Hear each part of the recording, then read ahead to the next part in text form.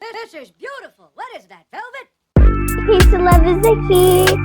You are now about to experience the J&J-Life podcast with your host, Reya'Sekhmet. But my name combines Raya, which means a connection to Ra.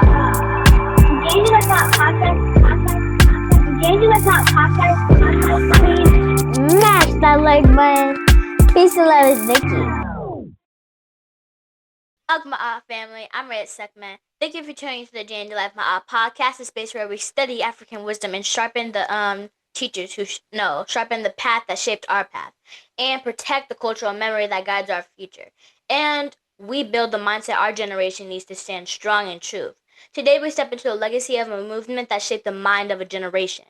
We honor the work of one of the most influential African-centered forces in hip-hop history, X-Clan, and the voice at that center of that mission, Brother J. Yes, family, the J&J-Life podcast is protected by the red, the black, and the green with the key. Absolutely.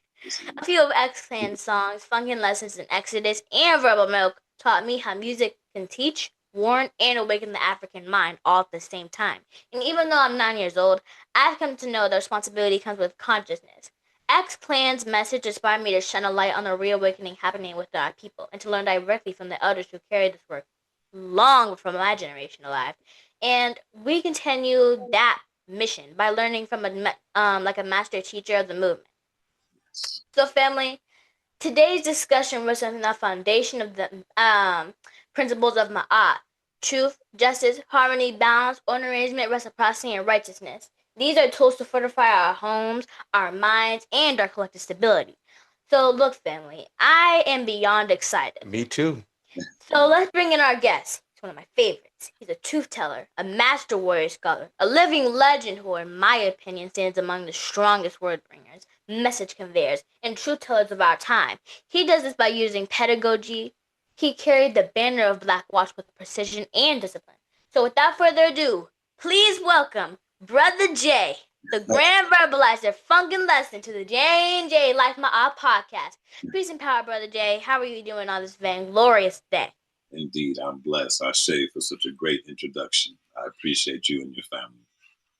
Ashe. I need to check on with the Conscious Locks, my co-host.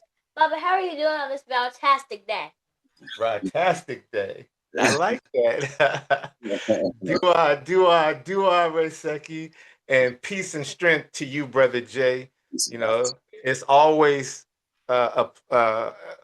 great to have this type of opportunity. And as we always do before we get started, you know, we give reverence to the ancestors, the olders, and the elders for all they have done and are doing.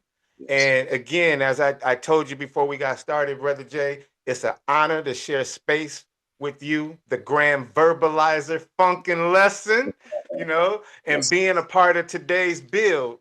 And we want you to know we take our seats as students today in a master class being taught by a master teacher. So much respect for you, to you for that. And Reya'Sekhmet, we bringing the God back. You know, so with that, I say let's get into it, Reya'Sekhmet. Let's do it. Well, let's build. Brother Jay, I am a student of information, and your work has always pointed beyond sound, leading us to responsibility and direction. So I want to begin with the foundation and not the fame.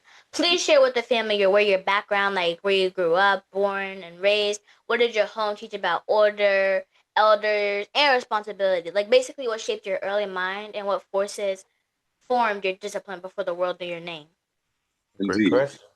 In short, my background with my family in New York. I was born and raised in Brooklyn, New York, and partially raised in the South. My father's from the Alabama region. So between New York, the concrete, and the red dirt of Alabama, you know, I learned manners.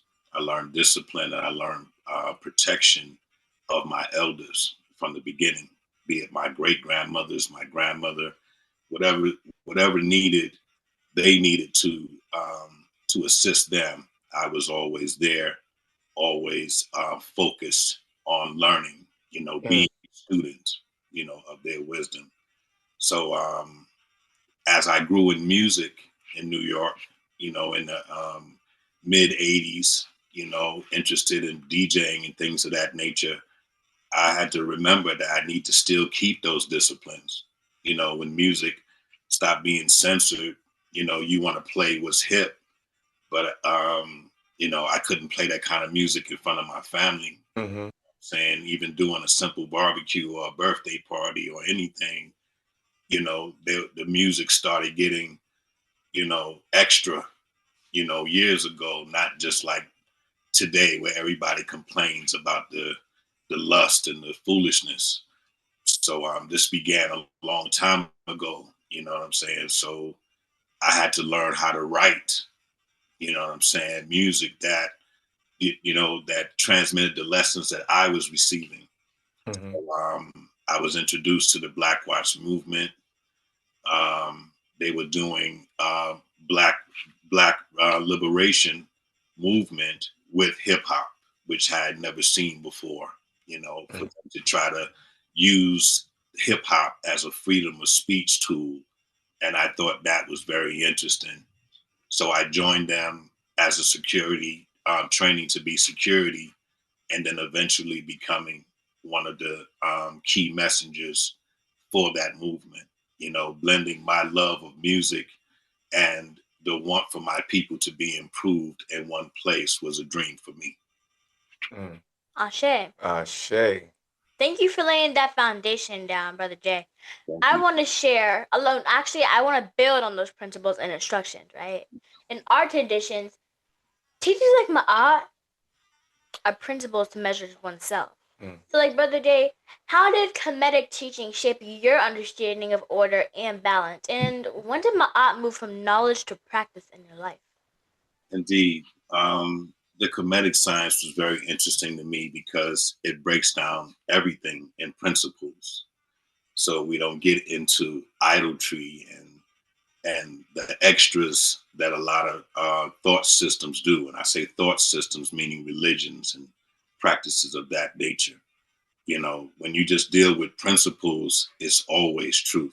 The math has to add up. So doing that and putting that into my lyric form helped me. And then it also helped me to connect to other forms of thought systems as well, not just to make it as, Kemetic is all. What I'm saying? It all was at the center at one time and divided, as we had to hide sciences from the beasts that tried to conquer us. So, when you're centered and an energy that feeds your full mathematic, it's easy to bring those things back home. And that's what I attempted to do with the music. Yeah. It always reminds me, Reya'Sekhmet, when I hear, Brother Jay, what's today's mathematics? Even that is useful, that's, even the 5% math.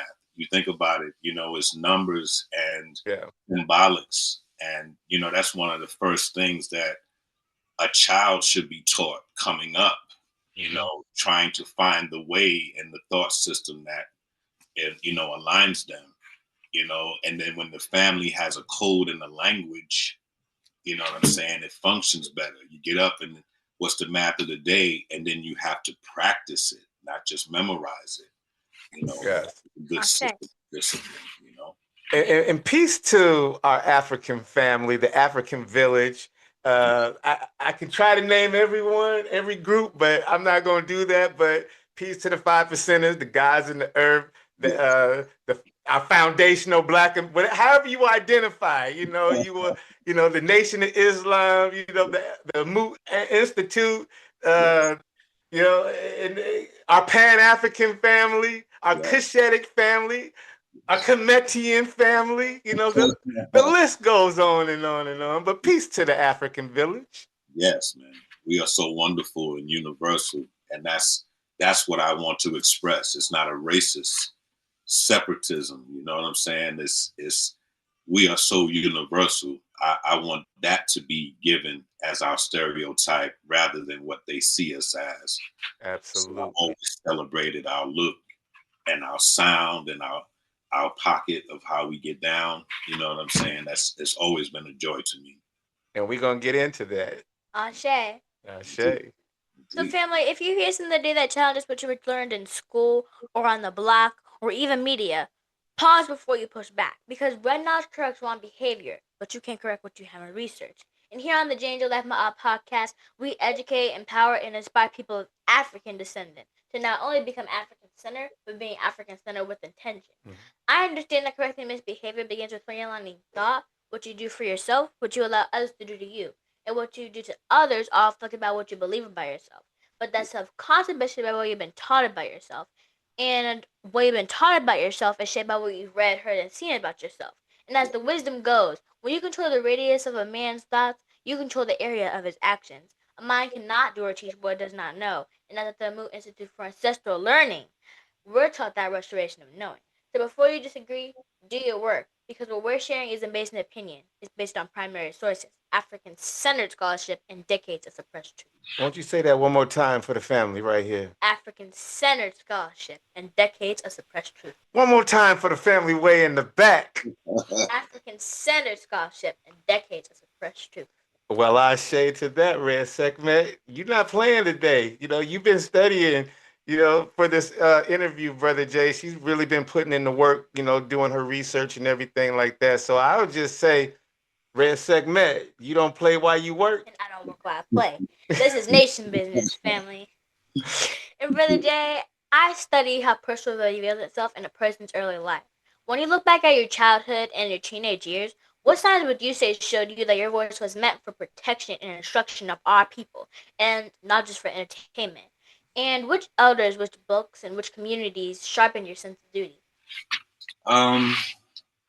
Did you get that, Brother Jay? She kind of, rifled it off for you. Yeah.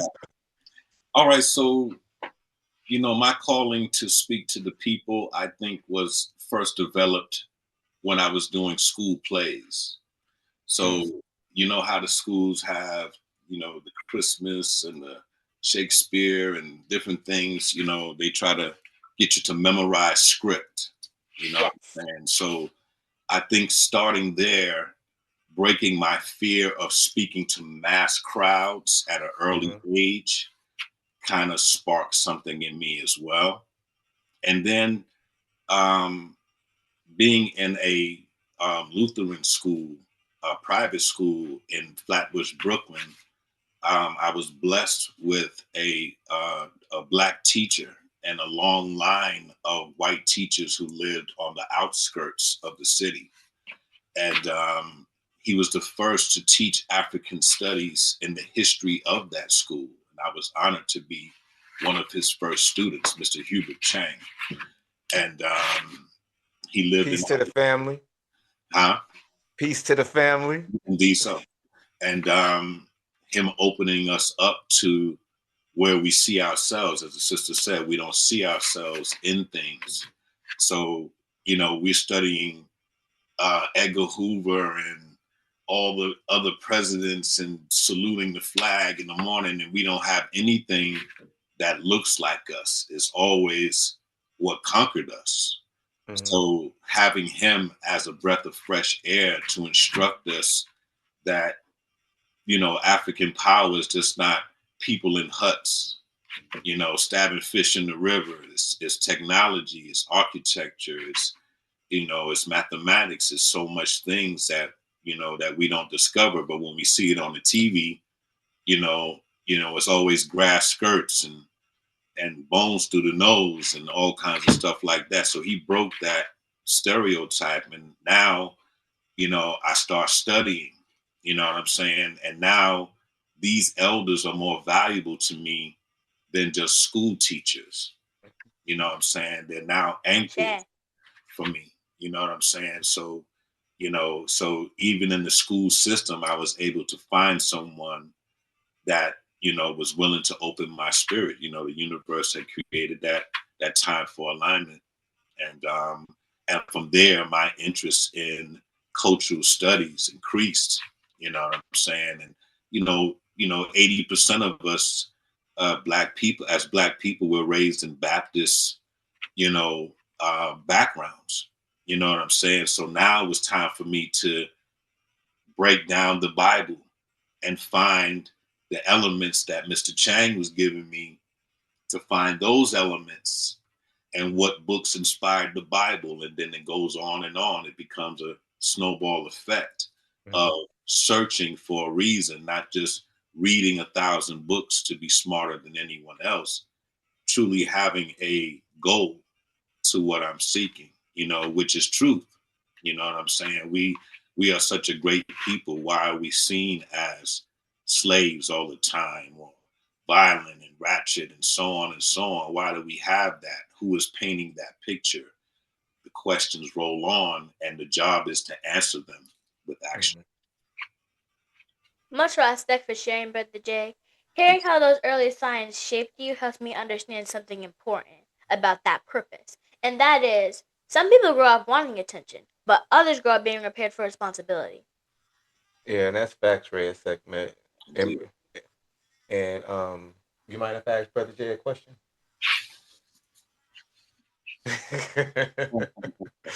Brother Jay, before I ask this question, I want to preface it this way, because we're from Illinois. Yes. And we moved to Des Moines, Iowa about 6 years ago due to job opportunity and transfer and things of that nature. And, right before COVID, my wife and I, well, my wife, Amu, had that concept of wanting to give our children and our grandchildren a better opportunity at understanding and knowing thyself. And so we created the Amu Institute for Ancestral Learning. And I say it that way because, we need to get you on the other side of the Mississippi, brother. Look, Des Moines needs you. We need to bring the guy back across that Mississippi. Yes, sir. Yes, But sir. I would love that. Yeah, absolutely. But I say that because I want to share something that shaped how I saw your work. And that is the first time I encountered X-Clan. And it was around 1990, fam. And I was in high school. I remember sitting in my grandmother's living room with my father in front of Big Mama's TV. And right, and I was flipping through the channels, and your video came on. And it was like the room shifted, right? And my father started looking at the screen the same way he once described seeing Parliament Funkadelic land the mothership in Chicago Bears Soldier Field Stadium back in the 70s, right? He started doing that money rub, right? He started doing that money rub. And truthfully, I was feeling that same energy because the message was on point. And in all seriousness, Brother Jay, that message was needed, especially at that time with what all we were going through, as a people. It was like the holy divine to our ears. That's what X-Clan's arrival felt like in my living room or my grandmother's living room at that time period. And it was like a cultural landing, like if the bat signal, excuse me, Brother Jay, like if the Funkin lesson signal was directing us to supreme consciousness, brother. And that's why I want to ask this question. X-Clan did not appear by accident. You all came from the structure, intention, and training. Will you walk us through the birth of X-Clan, the forces that shaped it, the discipline behind it, and the purpose that guided its formation for the family? Indeed. I always call our union a meeting at the crossroads. And that is something that the X in clan started to mean more than what I created it for. We were asked to, as members of Blackwatch Movement, and like I said, Blackwatch was Black nationalism and hip hop, meaning the organization of Blackness. You know what I'm saying? Our schools, our sciences, everything, and then merging it with hip hop, which is not, a everyday thing. You know what I'm saying? So, you know, when we all met, we were all coming from different walks. My brother, Professor X, an architect, were more adults in the industry, you know, promoters for hip hop functions, managers of artists, and myself and Shaft were younger. And, you know, we're 17, 18 at this time. So, you know, so us coming together, we want to be more than a rap group, you know, a messenger group was a better title for us. And for us to be able to write that template was an honor. So the Crossroads merged us, and we speak of a legba, which is from the Ifa science, a guardian of the crossroads. So we speak of that, and I feel that as a legba's principle guided us together for more so purpose, because the way I run in Brooklyn, I could have easily created X Clan to be a massive collective of my neighborhood. You feel me? Which would have been sort of like a Wu-Tang. You know what I'm saying? But inviting my elders, who were a professor and architect, into the group, even though they didn't sing and dance and so on, it was a statement to young artists that your guidance should be out here with you. So that way you're not rolling through the industry with a young mind. You know what I'm saying? So our coming together was purpose, just to put it in a nutshell from where you're asking. You know, it was more purpose than ego.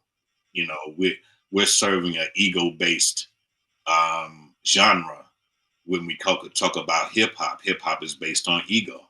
My clothes are fresh. My girl is dope. My car is clean. You know, whatever it is. Right. It's ego based.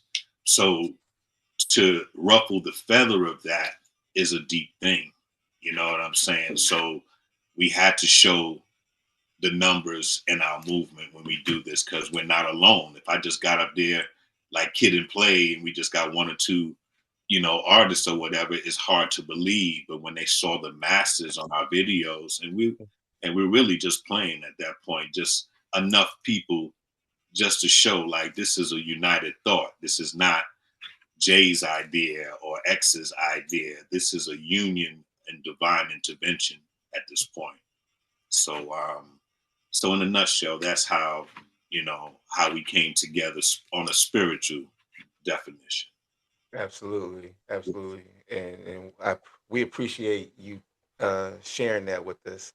And by the way, fam, I was frying chicken at KFC, and I took my first check and bought y'all album. Took it home, and my father took it from me, and he started playing it and would never give it back. Right. So I went out and bought the CD.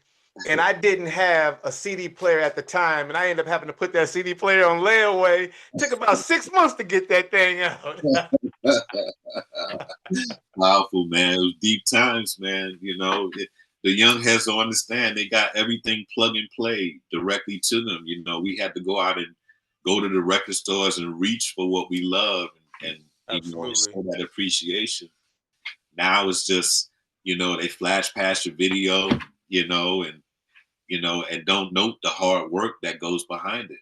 You know, that it's oversaturated in the market today. You know, as if Absolutely do it. You know, these are chosen, you know, chosen places. When you get in front of that mic as a master of ceremony, you have to treat that seriously, because what you say can affect everyone. Like the sister was saying earlier, you know, your words of power, and you can affect and change, especially impressionable youth. You can change their whole thought system if you're not careful. You know what I'm saying? Why waste the gift on ego-based, you know, music when you can step to a higher definition and a higher learning, you know? Exactly. Yeah, man. Exactly.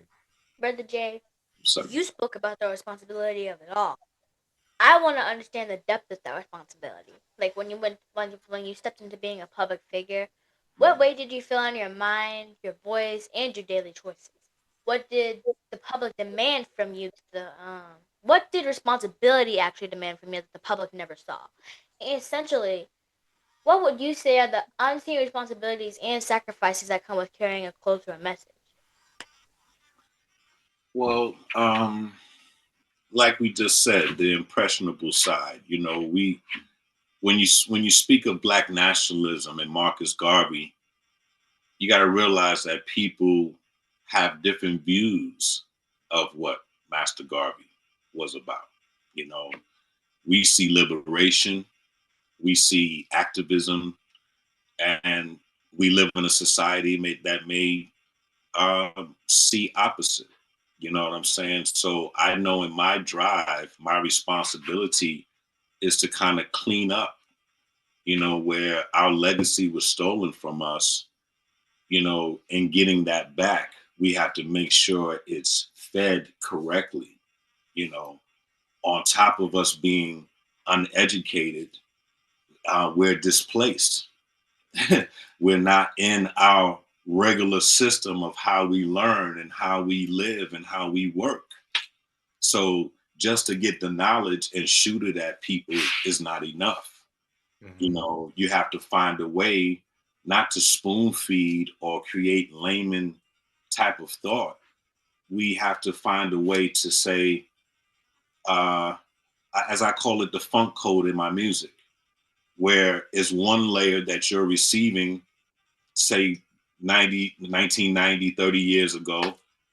When you come back as an adult, it kind of spells itself differently. So a lot of this responsibility that I have was to create that time capsule to say at some point after this music is getting in their system and they go and start, you know, connecting to the calling, they'll come back to this and say, oh.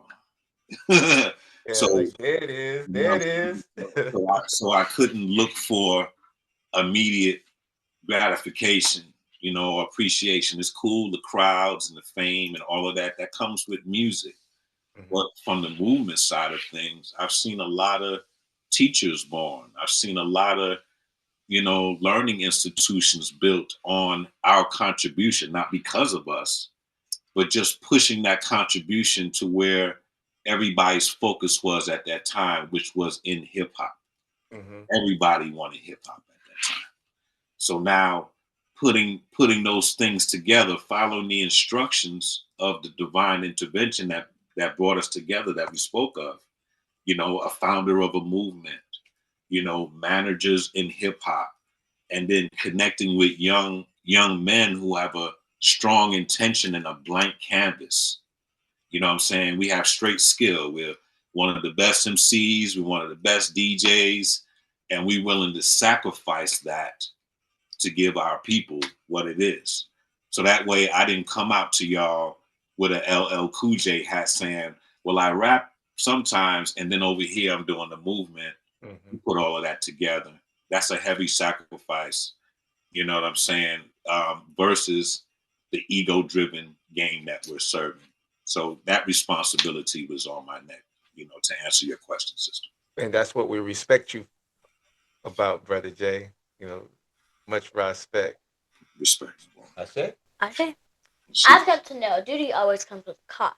A cost on your mind, your choices, and the cost of the way you move through the world. Even at my age, I feel a small version of that. Like when I speak on this podcast, I know I can't play one of my words because younger kids might repeat what I say and trust it. But Brother Jay, forgive me for my pause as I'm trying to set up my question. Take your time, Reya'Sekhmet. Right, Brother Jay? You wanted to set up that question? Yes. Set up a question. Indeed. Take your time. Take your time. Yeah, take your time. I want to widen the scope just a little. I've come to know that movements are never carried by one person, and the X Clan stood on the strength of multiple minds, each with different skills and responsibilities. So, like, will you share with the family as to what did Professor X, the overseer, bring to the direction of the movement what did Paradise, the architect, bring that strengthened its entire organization and cultural clarity? And what did Sugar Shaft, the rhythm provider, add that is often overlooked? Okay, excellent question. All right, so inside of the crew, the original 4 members, because X-Clan has expanded since then. Mhm. So original members, Professor X, Architect Paradise, Rhythm Provider, Sugar Shaft, and then myself, Grand Verbalizer. All right, so Professor X as a founder of a movement, he is in a seer position. And seer in our circle would be someone who is a spokesman or the uniter of everyone's thought, so it's not on him as a leader. More so, it is a vocal point where everyone can bring their concerns or their highs and lows of a situation, and then he can vocalize that. So in our group, as you hear him state the protection, it's almost like someone blowing a war horn when we come. You know what I'm saying? So the spokesman is blowing the horn, vainglorious. This is protected by the nation. Okay, the red, black, and green is the flag of liberation, the flag of the nation. So this is like a war horn. So to him, that's what he is. You know what I'm saying? When he sets that call, then everybody is swords up and ready to go. All right. So Architect Paradise was more of a archivist, where the collection of our journey, be it visual or as far as pictures were concerned, there wasn't a lot of footage when we were out at the time. The technology was not there, but a lot of footage, noting of the times, and then also physical creation. A lot of the beads and staffs that some of the warriors wore come from his circle. You know what I'm saying? So, and then also his knowledge in hip hop, his connections with people. Architect was one of the first promoters, putting on some of these legends like Rakim and Ultramagnetic and different people who were the foundation of hip hop, you know. So having him, as a management mind, that boosts our music IQ up, to have him and Professor. And then myself and Shaft is a rhythm provider. I never wanted a DJ like that. I grew up as a DJ before I was rhyming, but I wanted to, if we're messengers, we wanted to have different title to what we do. So the DJ is basically the pulse of the function, period. So the rhythm provider, I felt, was a proper title for him. And then what I do was basically common sense, the grand verbalizer, the word activism, you know what I'm saying? So I live my part out, and Funkin lesson is basically my style. It is my connection to have the funk and the lesson intertwine. So, the extension of my title kind of spells it out to people, like, you have to recreate yourself if you're trying to make a difference. You can't act like them and try to make a difference.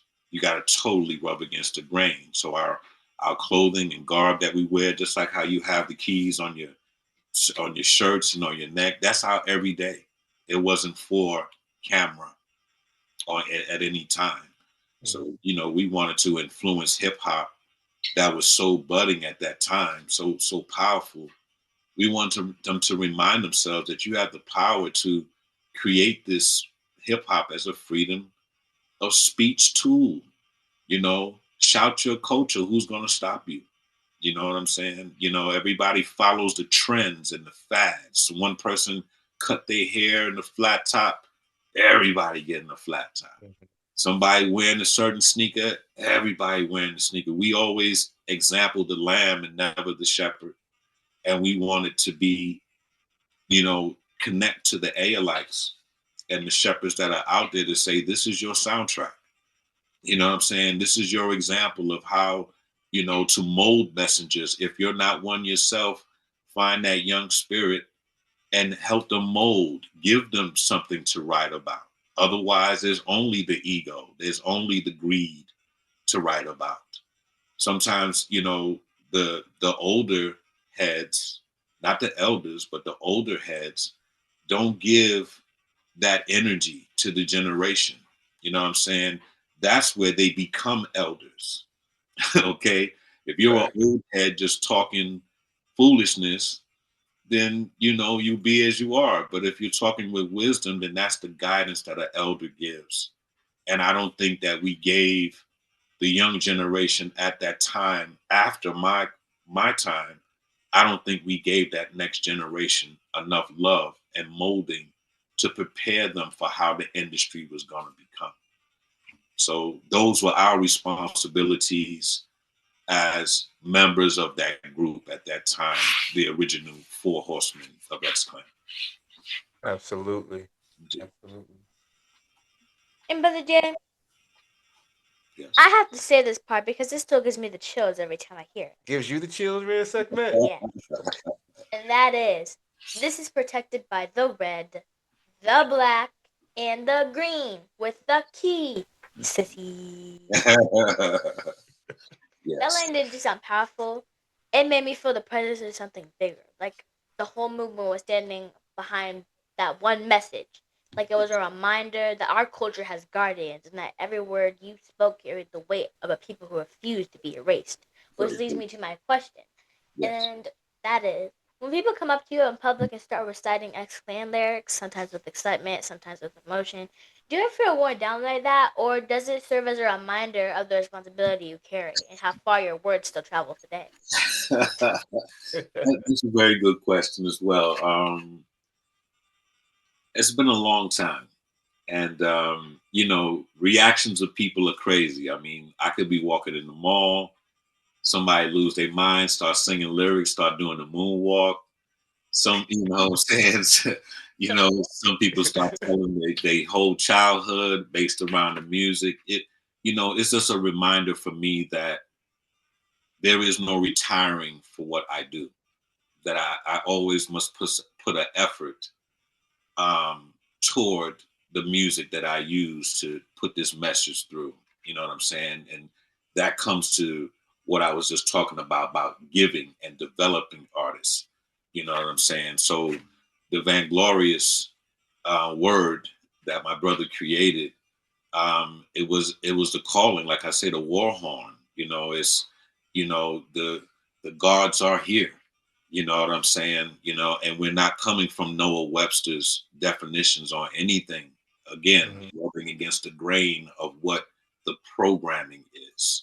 And when we're protected by red, black, and green, the blood, the people, and the land, that's the nation. You know what I'm saying? Our ancestors, where our blood runs from. And then us as a collective in one place, the power of blackness, and then freeing the land that was taken from us. You know what I'm saying? Those are the goals. So every time our music comes on and you hear that war horn, yes, it's going to stand your hairs up. It's going to pump your heart. I see Dave Chappelle and a lot of different people use, the protection and so on. And, I saw that as an honorable thing, you know what I'm saying? Because what he did was phenomenal. You rubbed against the grain, you didn't go put the dress on and participate in the foolishness. So yes, if it was someone else, I may have had a problem. We do business, but it's not for everybody. You know what I'm saying? So, where people try to make it like a Flavor Flav thing or whatever, it's not that. No, it's definitely not that. It's not that, bro. And I was honored to see him use that at this time because the people really did come through to protect him and show that, yes, we want wisdom up here. We don't want to kiki and ha-ha at everything. We want to hear something powerful from a great speaker, and our energy feeds off the sun and good vibrations. So when you're talking that truth and you bringing some levity to a harsh world, we appreciate that, and that should be protected by the red, black, and green. So you know. With the key. You know, so it's an honor. Sometimes it gets much, you sometimes want private time. Absolutely. And, after years and years of people, just doing that, sometimes it gets a little bit, but it's always in love. It's never a jest, it's never joking, or playing too much with me, So it's always a respect, and that's where it stays 100 with me. So it never gets tired. Ashe. Indeed. I want to mention that 2 of my favorite X-Clan songs are Funkin' Lessons and Exodus and Rubber Milk. That's 3. Yeah. So you got 3. Oh, yeah. Those songs taught me that music can instruct, warn, and guide all at once. Again, the name X-Clan, Freedom or Death carried weight before anyone even heard the lyric. How did that, freedom or death, define the seriousness of that mission? People used to have a lot of problems with us saying that, but that is a slogan of the movement, because that's why you're in the movement, period. Freedom or death, meaning to the end, till the wheels fall off. I'm here to make sure that my people remain free. You know what I'm saying? We have a problem digesting our freedom. So when you speak that, that means by any means necessary, this will be carried out. So, it seems harsh, but in the reality, it's the same tone that we use to protect our families. You know what I'm saying? If someone was to put their hands on Sister Sekhmet, what's coming out of you. Exactly. Justice for my bloodline. So, so the same thing when we say freedom or death, that means I'm all in for my people remaining free in their spirit, in their mind, in their bodies, and emotionally as well. You know what I'm saying? We have to respect the elements, and how we give is how we show respect of the universe. We can memorize all these, deities and principles and all of that, but not to figure out how to put it into the action in the real world is a crime. So there's that key word you said, action. Action, yes, putting it into motion. So so freedom or death, when we come, they already know. Our audience knows what it is. We're not here for shucking and jiving. You know what I'm saying? We're here to have a good time. Don't act like, just because we're soldiers 24/7 that we can't have a good time. You know what I'm saying? If anything, the melanated know how to have a good time. We know how to, to bring it down, but we have to learn, there's a time and place for everything. You know what I'm saying? So when we turn on that music and we give it to them, it's in all seriousness and all love. When we walk the streets and we participate with the community, it is in the same fashion. You know what I'm saying? And that keeps it ma'at all the way around. Absolutely. And Brother Jake, many people recognize the music, but few really understand the structure that stood behind it, especially when we're talking about Blackwatch. Yes. And, for Reya'Sekhmet and Ra'Sekhmet, yes. We understand that it was beyond imagery and beyond the branding. But for the people that may not know, that may watch this discussion, will you share with the family what Blackwatch represented when it first emerged? And the piece that I want you to speak on is, how did Blackwatch differ from other formations that were out there that spoke about consciousness without enforcing the discipline behind it? Okay. Well, in the from a hip hop perspective, most artists were based on their group structure. Mm-hmm. X-Clan was a messenger for a movement. Mm-hmm. So if an artist comes out, they're representing their label or their, or their stage team. So Blackwatch, as I spoke earlier, was Black nationalism, the principles that hold the movements together. You know what I'm saying? The camaraderie, having a brother at arms and sister at arms, and knowing what that responsibility is. Mm-hmm. Blackwatch was an honor guard for the elders. So if you notice when the elders have conferences and so on as years go by, the audiences get lesser. Mm-hmm. So us walking at their side boosted the audience value, because now the young heads that follow us are now coming to say, we want to know from the people that you're learning from. Right. So Blackwatch, as an honor guard for them, kind of meshed and brought elders who didn't care about hip hop. Mm-hmm. For the age you get to, you're not going to the club anymore, and you're not, going to the block parties with the DJs and all of that stuff. So people and generations move on. We brought them back. Mm. Okay. So Blackwatch was truly doing what it was set out to do, bringing the Black nationalism.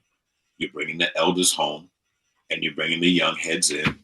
And now we're having a powerful discussion about how to organize, how to, disciplines, and drawing the line in the sand to where we don't include ourselves with how the outside world thinks or functions.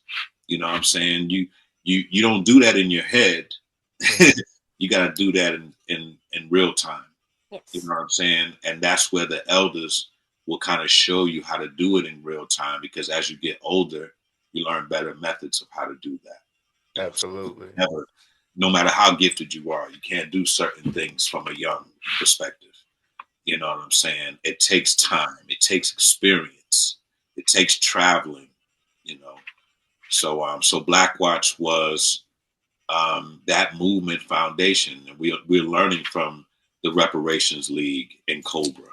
We're learning from the Republic of New Africa. We're learning from Black Panthers. These are all movements, that are coming out to our shows, because what other shows are they going to go to? Right. You know what I'm saying? They're going to 50 Cent. They're going to, these are when these cats was early. You know what I'm saying? So you're not going to certain environments. So X-Clan created an environment where the elders could come, because they weren't welcome to, where, you're jumping around the Busta Rhymes and all that kind of stuff. That's not what's happening. You know what I'm saying? So, so that doubled our audience base, and that doubled, our record sales, because now we were sampling music that they rock with, Parliament Funkadelic. All day. Their audience is deep. They followed us. Our tour bus used to have cars behind the bus trailing. People will rock with us for the whole run. You know what I'm saying? And that's how Parliament Funkadelic's audience was. Yeah. So to have the movement, that, and then hip hop as well. So, Blackwatch became bigger than what its intention was, because now we're bringing in all kinds of audiences into that movement. So it was definitely a solid foundation to work from. I didn't have to serve my record brand like a slave. There was a buffer between me and the label to say, we don't do that, we don't do this, and we don't do this. So that is the protection. You know what I'm saying? And I would hope that conscious artists take that template and move forward with it. I have not seen it. Exactly. Brother Jay, I've come to know Blackwatch was a call to order.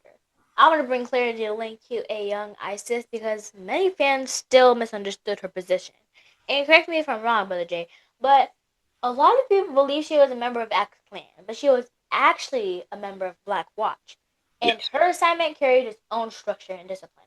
Her Rebel Soul album actually showed strength, cultural role grounding, and a sharp voice that matched the mission of the movement. And we also know she expanded her craft beyond music into film, production, and directing, which shows how her creative power kept evolving long after that time period. Yes. I say all of that to say, when we speak on Lin Q, a young Isis, and how she fit into the structure of Blackwatch and the element of X-Clan. Okay, so Lynn wasn't an elder in X-Clan. She was a messenger in X-Clan. You know what I'm saying? And I think Sis has been misinterpreted, in a lot of ways. I think people were more attracted to her beauty more so than what she sacrificed to become Isis. You know, same sacrifice that, you know, if Brother Jay was without the movement, I still would have been a placing MC in this. You know what I'm saying? So she sacrificed the same. You know, Lynn could have been a supermodel. She could have been, you know, a artist like Foxy Brown or Little Kim, you know, using her beauty in a negative fashion. You know, and she put herself in the crown to represent a line of messengers that would be growing. So she's a foundation messenger, you know what I'm saying, and what we were doing. And she wasn't a member of X Clan. She was a solo artist. As I had set the template of what a messenger was in the movement, she was concurring with that. She was, you know, in line with what it is. And Queen Mother Ray's the same way, and any other artist that we would have released from that movement, you know what I'm saying, they would have followed the suit. You know what I'm saying? No, you're not going to put on the hammer pants and go out here and do whatever. Now you're not going to, you know, put a thong on and walk across stage and drop it like it's hot. You're not doing that. Right. You know what I'm saying?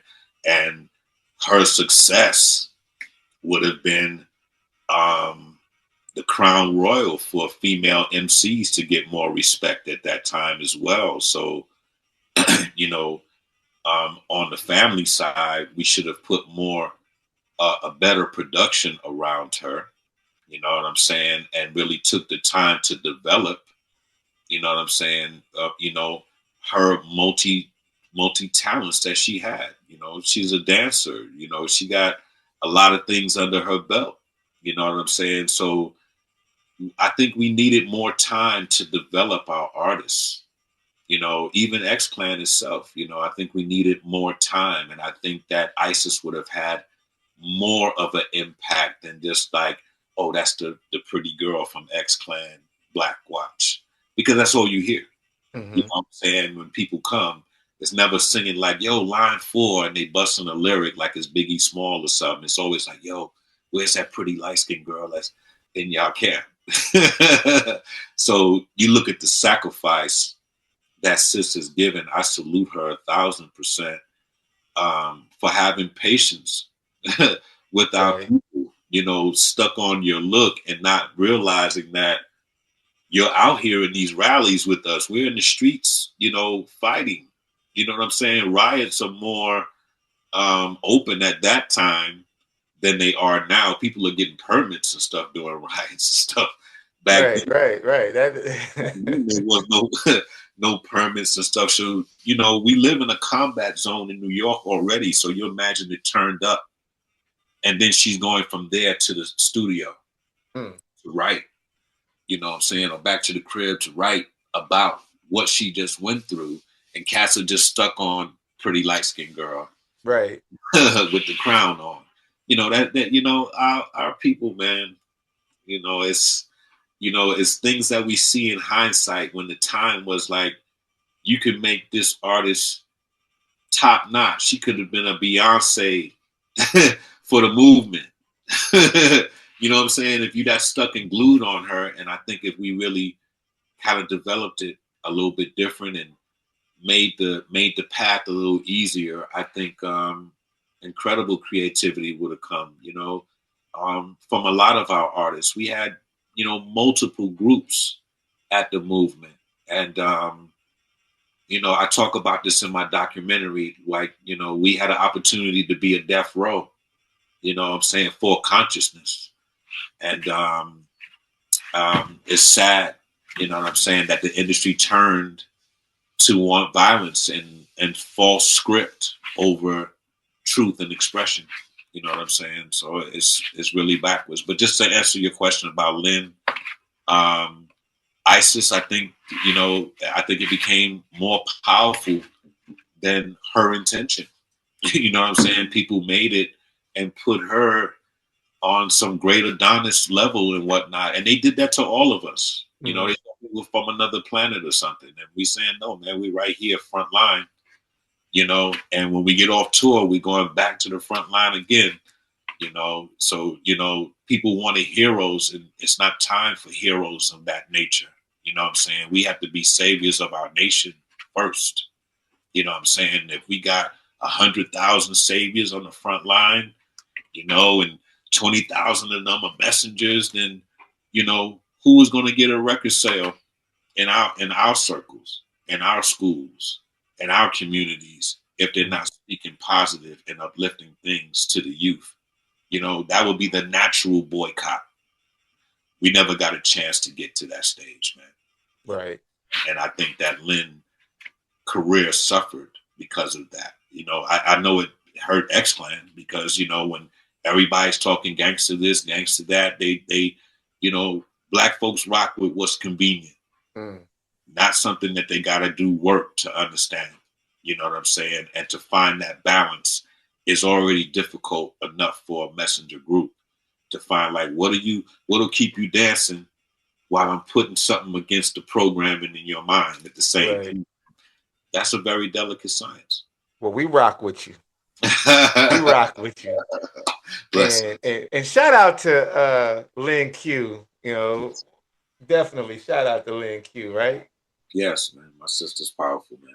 I love I her. just want to give her flowers because her position, discipline, and her evolution deserve to be remembered. It definitely deserves to be remembered. And Brother Jay, you know, we got just a few more questions, and we don't know how we're running up on your time, but you know, if we can go continue on, you know, that'd be great. But you just let us know. Oh man, it's blessed, man. I set this time. I was honored to hear, you know, that family was coming together to do the interview, man. So, you know, and we definitely appreciate that. Much gratitude, and you know, I'm just enjoying listening to you and Reya'Sekhmet cook right now. You know, like got the whole pot of gumbo going on. But okay, all right, we'll continue then. Sir. What's happening, Reya'Sekhmet? I want to bring the guy back. You want to bring the guy back? Yeah. And Brother Jay, before I ask this next question, yes, I want to share something with you what I've been studying. Okay. Yes, blue. A command to go. Where are more to the portals to the book folds? I'm going blackers to the east. Tweedledee, Tweedledum. B5 fun to the travel drum. I'm sitting on my temple, just plucking silly morals. Speaking peace of mind to my many sons and daughters. Loose as I release the juice. More to the ibis because a simple mother goose can never handle the words that ever cause the clamor. I'm singing raise the flag because I hate the spangled banner.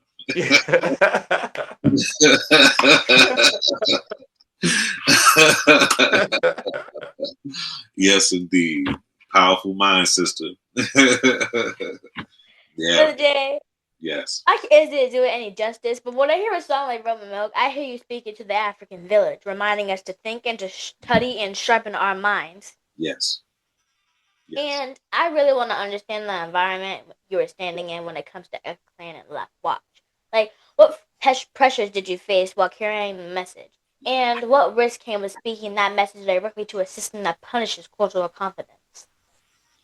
All right, so at that time, as I was speaking earlier about the riots based on racism, these are things that happen every 20, 30 years. It recycles itself in different patterns. Even now, we're witnessing it, you know, on news where everybody is, you know, calling white folks Karens and, you know, black people are ratchet and unruly and all of this other thing. You know, it's, you know, it was the same climate then, you know. So in writing these lyrics, I try to stay close to sacred geometry, you know, which is definitely against the grain of how everybody is thinking on a common man level.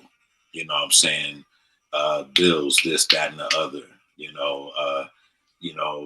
danger, police brutality, this, that, and the other. Let's take our minds, you know, into where the chakras come into play. Let's learn something different.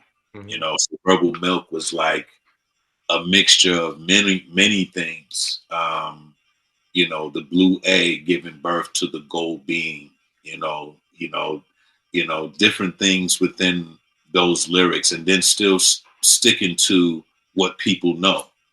I'm singing Raise the Flag, X-Clan, because I hate the Spangled Banner, which you're familiar with. You know what I'm saying? Because those lyrics of the banner don't serve us. You know what I'm saying? It's not true for certain people here. You know what I'm saying? So these are things that I don't have to over explain in lyrics. It's expressed through tone, the way you say a thing. So by the way of my tone on the music and my comfortability in the flow, I'm connecting to my people to transmit that message. Okay. So that's how those lyrics were. And it wasn't, the pressure on coal makes the diamond indeed, but it was a pleasure to do this. You know what I'm saying? Right. The riots and the rallies and things get crazy sometimes, but it's an honor to be, put in a position where my scrolling can be instantly impressed upon my people. It's not like as soon as I'm in the lab, the label is pressing it up and getting it out. I don't have to wait. I don't have to sit in my crib and pace the floors. Is anybody going to listen to my demo or anything like that? I was blessed. And, the label that signed me was the original label that signed Bob Marley. So they understood what we were for New York, like he was for Jamaica and then the world, because he had a movement too. If he was chasing crazy ball heads out of town, he had a movement too. So, Absolutely. years later, with X-Clan being able to tour with his son, to meet other levels of his offspring. Was that Damien? Yes, I toured with Damien for the Jamrock tour, and that was later X-Clan. That's like 2000, where I strengthened it as the Mill Cipher, the Millennium Cipher. Oh, okay. So all that to say, the movement and the label, all of that was working as one, and they helped to transmit that message. They were about freedom too. So when they say the labels are always like, nah, we don't want this, we don't want that. No, that's not true. It's the way you present a thing. You know what I'm saying? It matters how much influence you have on a business structure to say, let's take a gamble on this. You know what I'm saying? Let's try something different that sounds good. Let's try something different and it's whack. Let's try something different that's dope. So I tell conscious artists all the time, you gotta be dope. You can't make it like I'm speaking the truth and everybody's supposed to clap. You gotta relate. You know what I'm saying? So, and more so to the consumer, you gotta relate to your sponsor. So if the sponsor is making more of a gamble than a light risk, then they might not rock with you. So if everybody's thinking sexual this and such, and then you come out and you're playing their game, it's easier for them with a light risk to introduce you. But if you're rubbing against the grain and they got to gamble, 9 times out of 10, they're going to pass. All right. So the way you kill that noise is I've got with 100,000 of the village, all of the home schools, all of the indigenous circles. And we have a petition, where we're boycotting all negative music that's influencing our youth, because once you finish teaching and they go back on the internet, everything is unraveled from what you've given them for the day. Right. So they protest saying we offer our $5.99, $10.99 to any artist that can move us and teach us. So if you do that 4 or 5 times, then Common comes back out and Most Def comes back out. And they're not depending on the label saying it's time for Mos Def, it's time for Common. It's the people saying, make something for us. Mm-hmm. Even if you don't make the video, just stop somewhere and 100,000 people got your back. That's a true independent. Okay? Facts. That's true Facts. independent. So, so if it boils down to where the industry, the brick and mortar, doesn't want to see your craft, get your people and don't give them to YouTube right away. Because they go bait on YouTube to say, I want 100,000 people to rock with me. But you're not going to get your full situation. So you're basically selling out of the trunk by using the internet. Exactly. And great artists were formed from the trunk. Okay? They were getting their money directly. Mm-hmm. All right? Then the label comes in and says, here's a little money to buy in on your hustle. So now the digital companies come in and say, you got a lot of people behind you. 1 million people want to watch you eat food and walk your dog. Come here and I'll give you pennies for that. Okay? You still got to have your merch. You still got to have something for your immediate audience, and don't drain them. Mm-hmm. Because if you take, there's only but so many $5.99s that you can buy within a day. If everybody is doing their thing, choose your champion. Stick behind them. Let them get to a goal. Let that goal feed some of the movements, some of the off-grid schools, and then repeat. Find the next champion and do the same thing. Every movement should be doing that. Absolutely. Should be doing that way. You don't have to get involved with the record industry at all. You can just give people the message if it comes down to that kind of a boiling ground, And we appreciate those gems that you dropping for the family today, brother Jay. Much respect, much respect. That's Okay. So it's time for a question from the Sekhmet Zone. The Sekhmet Zone? Yes. Okay. Let's go. This is where I'll ask you a light fun question. Like, if you could choose any two figures, ancestor or alive, verbal builder or revolutionary, musician or thinker, to stand beside you and help carry a message on liberation to our people, who are the two you would call into formation, and what wisdom or energy would each of them bring to the struggle? Wow. All right, so it could be ancestral, you said, right? Yes. I know there's nothing that stumped the grand verbalizer Funkin lesson now. I have to think now. Let me see. I would want Mansa Musa. I would want to know of his great systems and how he was able to accumulate such great wealth and power to be able to use that template to improve things. And then also I would have Imhotep. Okay. Because I would want to master medicine versus this chemical age that we live in. Those would be the two people that I would. Yes. Connect. You know what? Reya'Sekhmet, how you feeling over there? Good. Is Brother Jay bringing the guy back? Yes. How about you share with Brother Jay who the two you would choose to bring forth to let people know it's time to get busy? Let's go. Okay. Absolutely. So if I had to choose two words to stand beside me and help bring a message to our people, I know exactly who I would call into formation. Okay. First, I would call Baba Nat Turner because he represents a level of conviction that doesn't hesitate when the freedom of our people is on the line. Yeah. I learned he understood that oppression is not something you negotiate with. It's something you confront. And second, I would call Sada Shakur because she represented courage that didn't fold. She understood that cost of resistance. Yes. And she still chose her people. So those are the two I would call on. One to anchor the courage to resist, and one to anchor the courage to endure.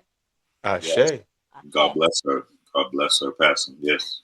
Indeed. Let's keep building. Yeah. As I've been studying the ancestor Dr. Khalid Abdul Muhammad, and he said, we must be self-determining, self-defining, self-reflecting, and self-defending. Those 4 pillars helps me understand that consciousness is not a slogan, but it's a responsibility.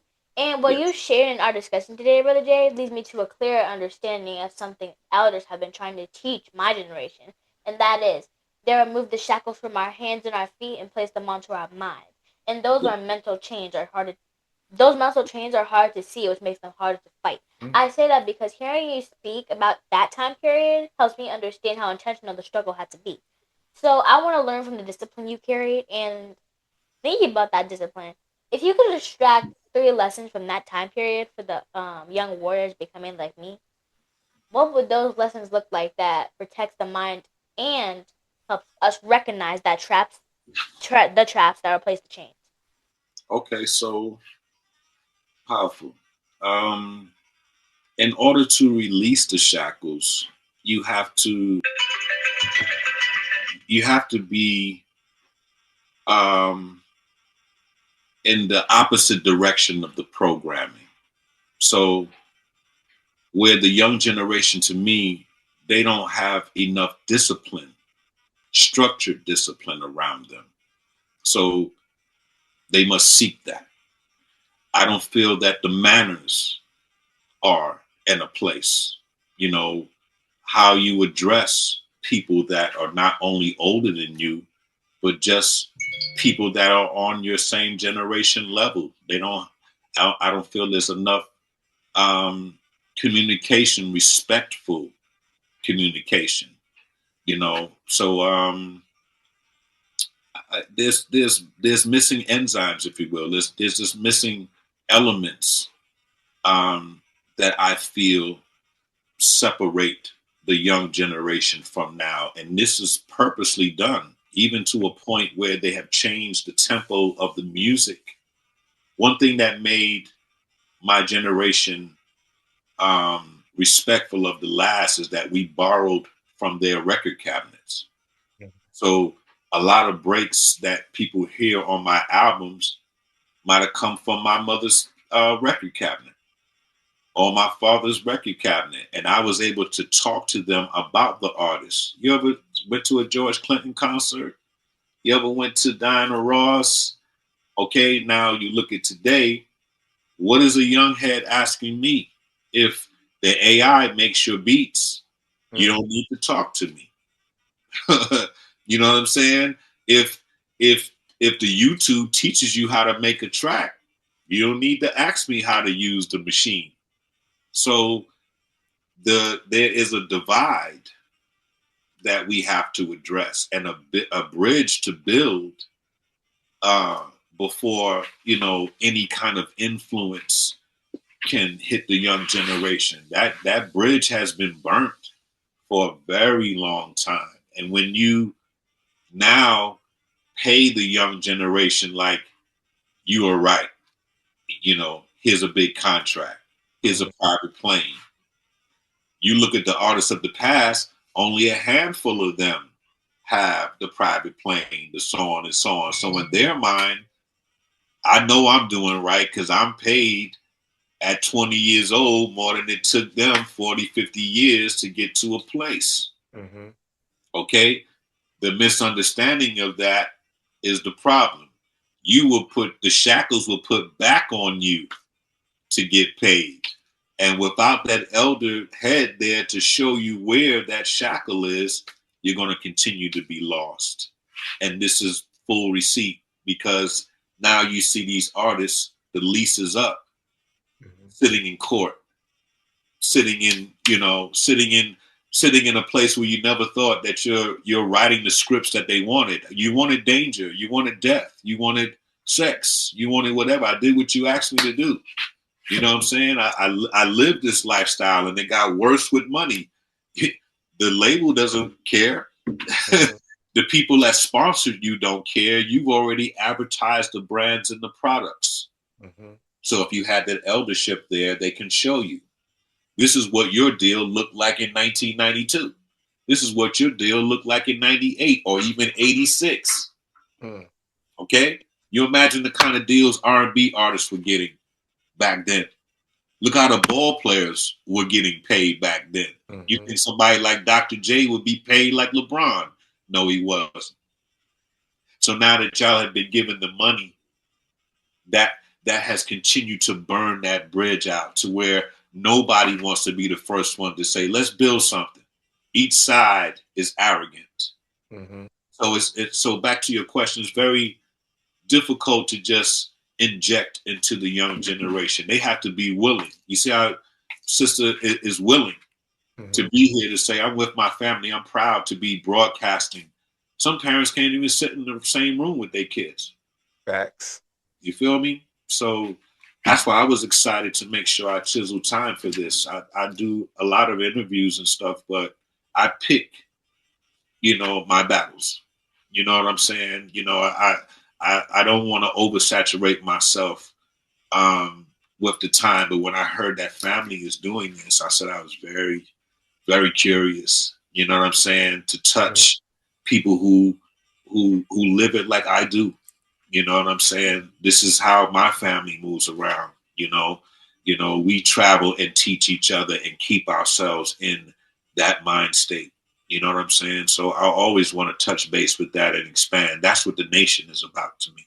Yeah. And as we twist this corner on the back quarter of this interview, I really want to ask for the family about that legacy, right?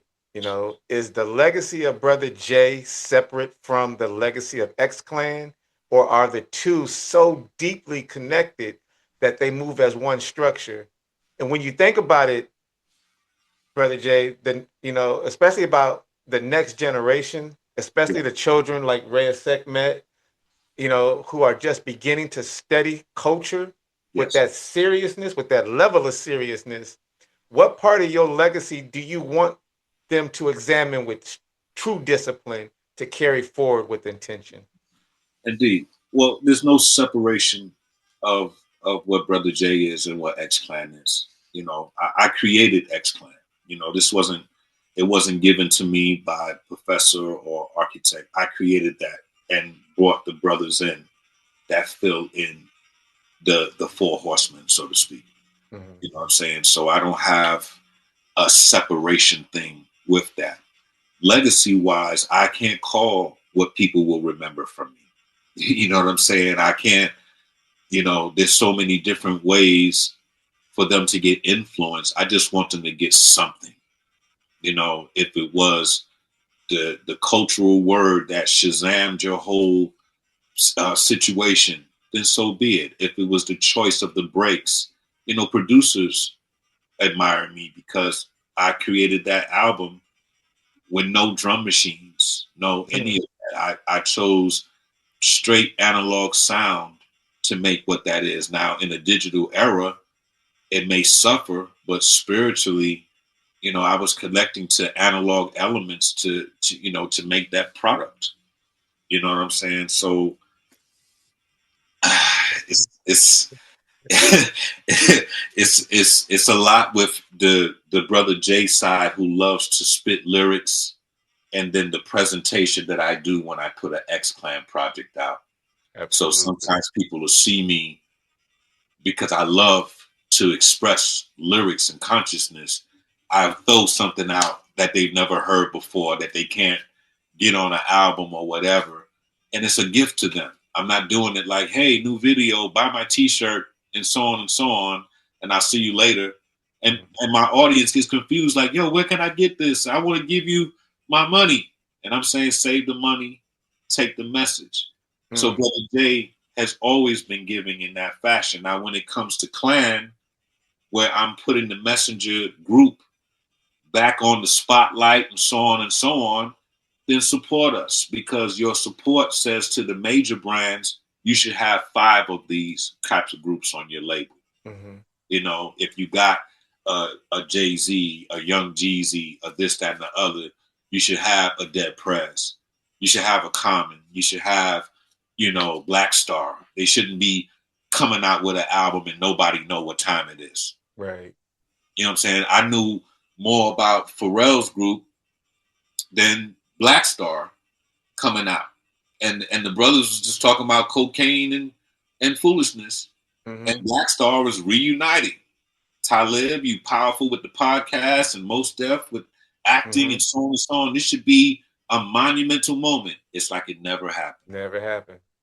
Yep. You feel me?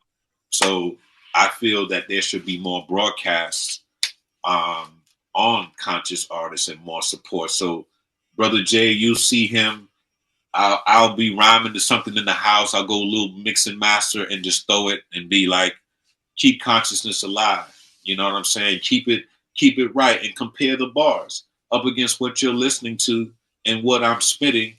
Let's really see a comparison. You know what I'm saying? Blow them out the water.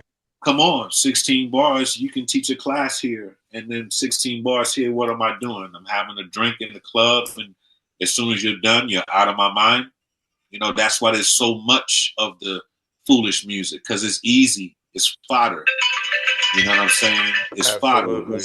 There's just no substance to it. So instead of me putting myself versus them, because, you know, these are my nephews. These are my nieces who are doing this. You can't say the nation and it's just the conscious minds. There's some people sleep that still got to get that shake to get up. So I don't give up on them. I don't turn my back. I just say, yo, there's a better way to do this instead of I'm better than you. Exactly. You know what I'm saying? Because in your world, I may not be what you are, you know, until they grow up. So when the party got to come to an end and people looking around in the hangover like, man, what have I been doing for 15 years? And what kind of people have we made superstars in the midst of that? Come on now. Okay. So you made some of these monsters by just, you know, cheering and going and just giving up. I'm surprised the sisters are letting so much slide right now. You know what I'm saying? Megan Thee Stallion, and you're not rhyming like Positive Latifah, not Gangster Latifah, but Positive Latifah at the least. Exactly. You know what I'm saying? She was clean and it was well pronounced, and now production is up. You can at least be that. But for you to be dropping it low in front of the president and all these people, it just speaks coon to me. You know what I'm saying? Just on a real level. So, you know, so there's no break if we don't create our own institution. And I think that, you know, all these years that I have not put out music, I have catalogs of music, but I'm not putting it out. You know, that's like getting dressed in a white suit and running out into the mud. Why? Yeah. Why?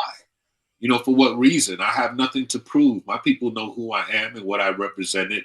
I just wanted to extend it, but I'm not going to come into the game and battle Lil Wayne, this dude, and that dude, and that dude. I didn't come in here battling anybody. Okay? I came in here and stated what the hell was going on the streets. And what's happening in the Black family as we starting to separate, man. Things that are normalized now were taboo then. You know what I'm saying? So, you know, there's a lot to say, you know, and I had to learn this. Everything is not to be said on music. Everything is not to be said in an interview. Sometimes that face-to-face with the village is very important. That's facts. Where it's not televised. It used to be the revolution would not be televised, and now it's televised every day. Everybody want to be a star. You know what I'm saying? So there has to be a little bit of both, because we can't be unheard. You know what I'm saying? There's so much to be said, but we can't be unheard and trying to decide what are they ready to learn? What are they ready to digest? You know what I'm saying? It's the measure of intelligence is real slim nowadays, bro. So you may be given something and thinking you're putting all your power and you got the powerful words and the science and all this stuff on there, and it's like blank. You know, how do we fix that first? As a messenger artist, your album should be, I'm contributing to homeschooling more, because there you the go. audience is not picking up A, B, and C. So instead of you looking for bacon links or something as a sponsor or whatever, go and endorse a couple of schools or whatever case may be, and give 5%, 10% of your situation to computers, learning tools, so on and so on. Because we're going to have to pull these children out of public school soon anyway, bro. Hey, we did it. You feel me? And this is something that is going to happen across the board because you can't even secure the children correctly. More so than the bunk education that you're giving them. We can't even be confident that the school ground is solid. Okay, from the students bullying to the lack of security where someone can walk in to the library with a gun, shoot up half the school, and it takes the defense to come 20 minutes, half an hour later, or whatever, and nothing on that. But it shouldn't take that long when we have a school full of children. The security that is on ground should be taking precedent. Facts. So if we can't trust that, that's a backward thing. So, like I said, imagine all of this in a rhyme. It's not going to happen. But you can just popcorn trail, make sure you're dope. So when you get that interview, when you're in the spotlight, you can say what you got to say. It doesn't all have to be in the lyrics. And this is for conscious artists that are listening. We try to put too much into the funk. You know what I'm saying? Sprinkle it and stay positive. No cursing. But save the conversation and the TD Jakes of it all for the interview. Exactly. You're important enough, the press will come. You know what I'm saying? So, you know, I hope I answered the question properly, man. I mean, and then some. And then some. Yes, What you got, Reya'Sekhmet? Want to know what I got? Yeah, I want to know what you got as we round out this discussion. Yes. Let me tell you about blackness. Grits and cornbread. How can you act this? I exist on a plane where my jaw is my brain. I'm living to a tree self. Antenna my stick. Picture bigger. Man, liquor. Figure. The pull, the trigger goes zoom, not boom. Not a bunch of cities, but saviors, braver. Red, black, and green. It's just more than red, black, and green. You ask what I mean, yet the sundown shades of life's a dream. Yes. I love this. This is why I wrote, because as she gets older, she will see that in different balance. It's good to memorize now, keep this positive energy in you, but it will keep unraveling. You know, I'm honored, sister. Thank you. Thank you, brother. You know, look, we keeping you long, and I know that we're running beyond that time. So, you know, my interviews are long, man. This happens especially when the connection is right, my lord. So, yeah. You know what I'm saying? I don't want to bend y'all ear, but I just love giving what I have. And we appreciate that. And you know, we don't want to be hogs, and that's a lack of a better term, because we do not eat no swine, no pork. We don't do that. So you know, we don't want to eat all the vegetables from everybody else. So, Brother Jay, I love your name. Like, will you share with the family, like, about your unique name and what it means, or what it means to you, and how the name Brother Jay, the Grand Verbalizer, Funkin Lesson came to be? And if you don't mind, speak on the other members' names as well, like Professor X, the Overseer, Paradise, the Architect, and Sugar Shaft, the Rhythm Provider. All right, so we broke down the brothers earlier. You know, being an architect and PX as a seer, Shaft as a rhythm provider. My title came to me because I didn't want to be MCJ. All right. J is for Jason. That's how I was born. But I didn't want to be MCJ. What Brother J means to me is brother of justice. You know, when you think about my aunt, if my aunt is my sister and I protect her as a wife and a sister and a mother, my aim toward her will be different. So I'm a brother of justice. That's what my name has become to be, more so than Brother Jason. You feel me? Has become brother of justice, the Grand Verbalizer, Funkin Lesson. You know, so the title lets you know this is not Tinker Time MC. This is lyricism. You know, this is lyricism for the nation. This is inspiration and food and soundtrack for the front line. So as a brother of justice, you know, it's better for me to rock that than MC whoever. I don't think I would have had the same impact with a regular title like that, you know. So and it's earned on top of it. So it wasn't like I just named myself and self-proclaimed. Being in a solid structure, Funkin' Lesson came from a place, and the Grand Verbalizer came from a place. You Okay. know, Brother Jay joined a circle where, you know, I was an activist and still am. You know what I'm saying? So as a brother of justice, I have years in that field, so I can speak that name proudly.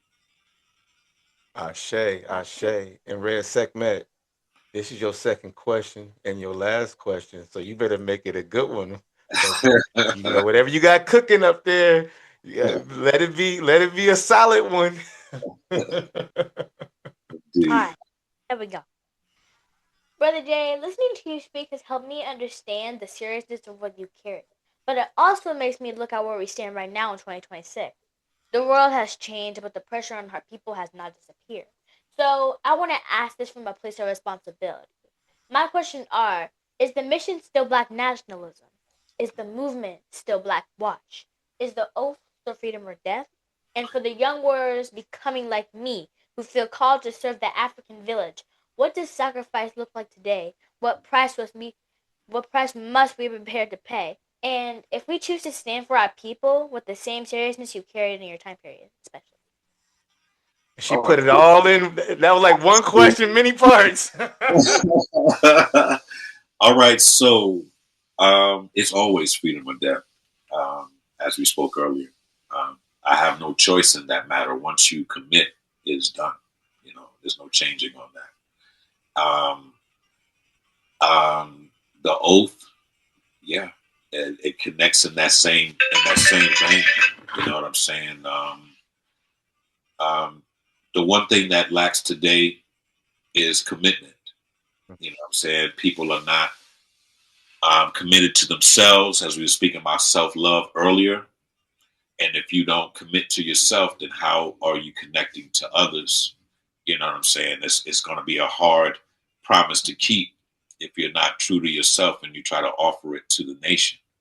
So I think that the Marcus Garvey aspect of things, when we talk about movement versus order, like how in the Kemetic science we have more of an order of things, the way that the principles lay out, the way that the men and women relate, you know what I'm saying? That is an order of things.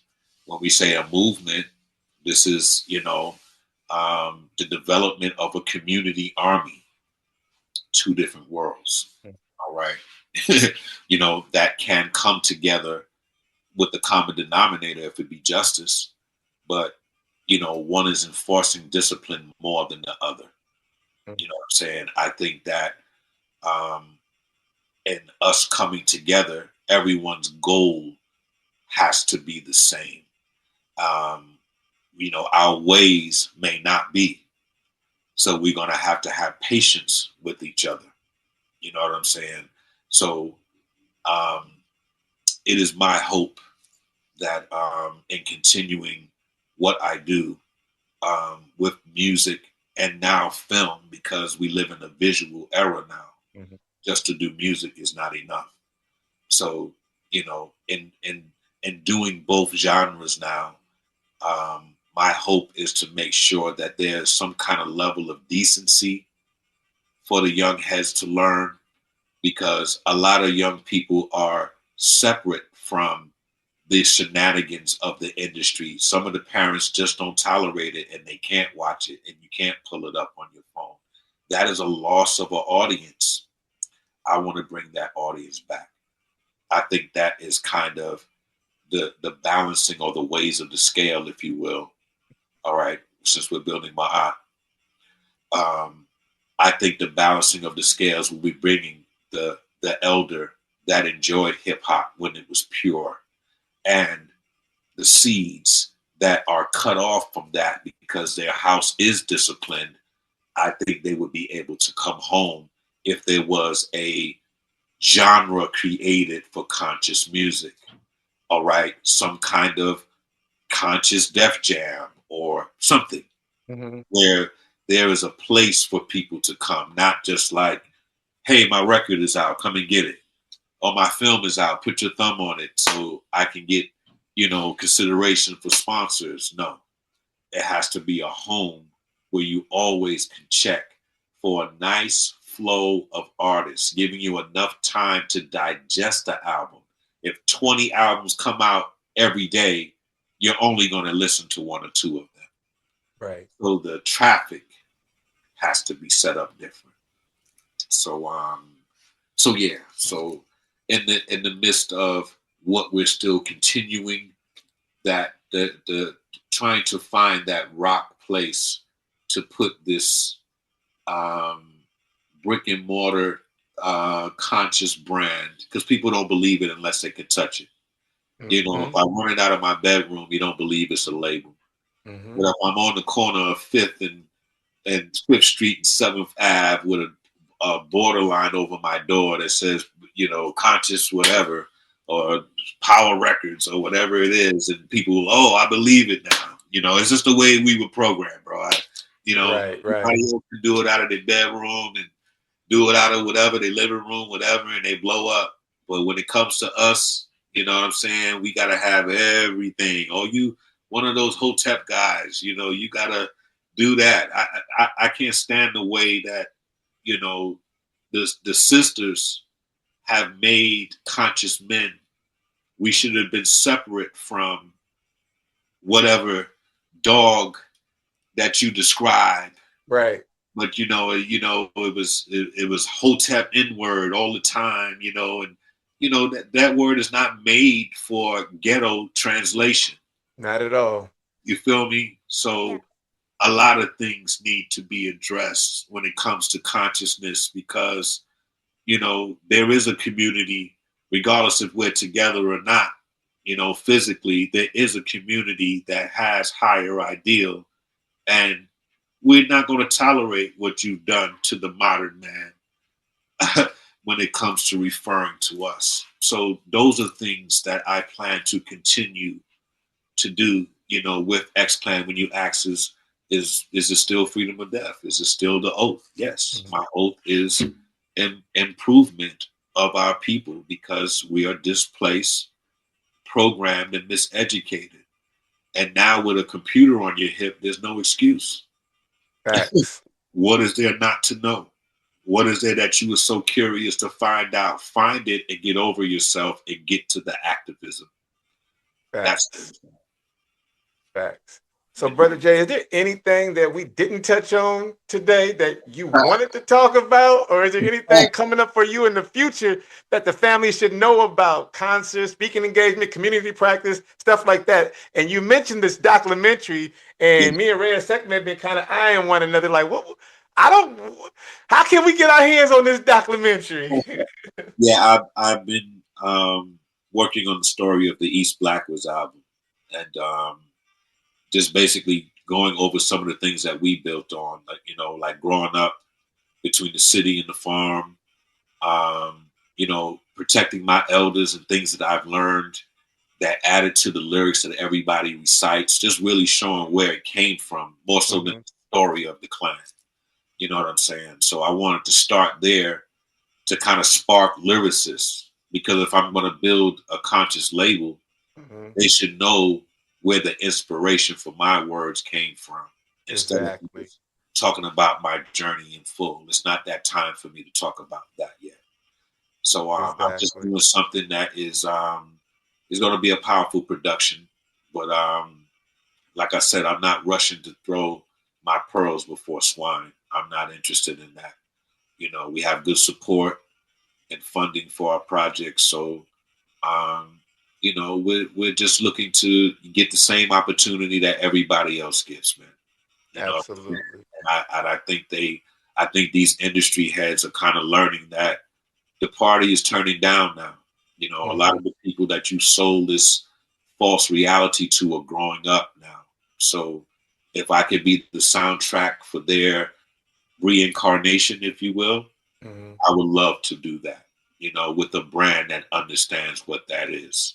So creators' blessings, I find that path, my Lord. So that's the only plans that I can make without without the Creator's blessing, man. You know, men know nothing. The Creator is all, man. So wherever He says I'm supposed to be at, that's where the alignment will be, man.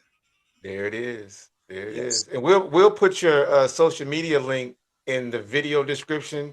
But for the family who may not know, Yes. how can one get a hold of you if they have questions or want to follow you or tap into your music? Also, do you have a way for the family to show their support and appreciation, or some way for the family to donate or just get behind Brother J, X Clan, and support? Yeah, I haven't done any kind of donation things. I'm going to be doing a radio station called Culture United Radio, and people will be able to come in, and if they want to continue the process, they can donate. But I'm not usually one, you know, to do those kind of things. You know what I'm saying? When it's time, when we're touring, we have merch and stuff like that. Of course, business gets done. But on a regular, man, you know, if I'm not offering something where the reciprocity would be that kind of support, I really don't step into those angles. My Instagram is BroJXClan on both Facebook and Instagram. And XClan Worldwide is my manager's site. So anyone that wants to deal with me on features or showcases, I put together bundle packages with lyricists and conscious artists, you know, censored lyricists, you know, who are not carrying on crazy, and conscious artists that are known. I put them in packages and bundles because the underground market is kind of dying right now. So I kind of took some nephews from the lyrical underground perspective who know how to present themselves. If you just rhyming off the head and insulting people, I'm not going to call you. But if you have skill and you know how to present yourself, then I can share my audiences with you. So I invite people to come and join me at times to do that. So my manager's contacts are all with XClan Worldwide. That's my production team and my management that runs that page. But BroJ XClan is my personal page, where I interact with the family and the soldiers. Okay. Shay. And Brother Jay, we want to give you the final word before we close out today's discussion. The floor is yours. Oh, the floor is mine. Yes. The floor is yours. I think I've given enough. I want to say that I'm honored to be in front of a family duo like this. This is how me and my daughter used to travel. My daughter was my personal assistant for a long time on the road, and this reminds me of that energy, man. You know what I'm saying? So I'm honored to be here, and to all families watching, you know, take these jewels in this conversation and start to build something for the community. The brands are never going to offer the entertainment to match the education you give your seeds. All right, this will have to be created and you know, and supported when people do pop up in that nature. Support them, let it be known, and let us be able to break this program marketing, you know, with family support, you know, the way that the nation is supposed to be doing. That's family support. It's different, and it's been alien from our regular practice for so long. We have to start trusting each other again. So that will be my final word on what's happening. There it is. Ashe. Yes. Well, there you have it, family. Until next time, please absolutely divide the like button and subscribe. Sacrifice and pay the price. Unity family, Reya'Sekhmet is out. Blessings. Peace and love is the key. Ra represents the essence of truth, justice, harmony, balance, order, and management, reciprocity, and righteousness. J&J-Life podcast. The J&J-Life podcast was created to give the family a place and platform to embrace their spiritual awakening and consciousness. J&J-Life is dedicated to showcasing the beauty of our culture, educating our people and those that want to learn this work. Smash that like button. Peace and love is Nikki.